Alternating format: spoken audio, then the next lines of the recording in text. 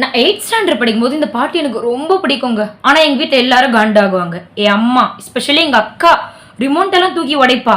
அந்த பாட்ட மாத்து மாத்து நீலாம் கேட்கக்கூடாதுன்னு சொல்லிட்டு. ஆனா அது அப்ப புரியல. ஆனா இது எனக்கு இப்போ புரியுது. அது என்ன சாங்னு சொல்லி நீங்களே கேளுங்க. அது என்ன தேடி ஏன் ஸ்கூலுக்கு போனியோ? நானும் அதுக்காக தான் ஒன்னு தேடி ஓ ஸ்கூலுக்கு வந்தேன். மனசு ஏங்கி தவிக்கும்.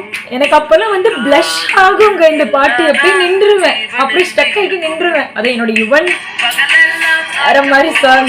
ஸ்பெஷலி ஒரு லிரிக்ஸ் இருக்கு. இந்த லிரிக்ஸை கேட்டாதான் அவங்க இன்னும் கடுப்பாகுவாங்க. அது என்ன லிரிக்ஸ்ன்னு தெரியுமா? ப்ளே பண்றேன் கேளுங்க. பள்ளிக்கூடம் போனாலும் பாடம் தாம் படிக்கலே, பட்டாம்பூச்சி ஆனாலும் இன்னும் தாம் பறக்கலே. யார் வீட்டில இருந்தாலும் இந்த மாதிரிலாம் நம்ம சொன்னோன்னா செருப்பு கழட்டி அடிப்பாங்க. அது ஸ்கூல் டைம்லே.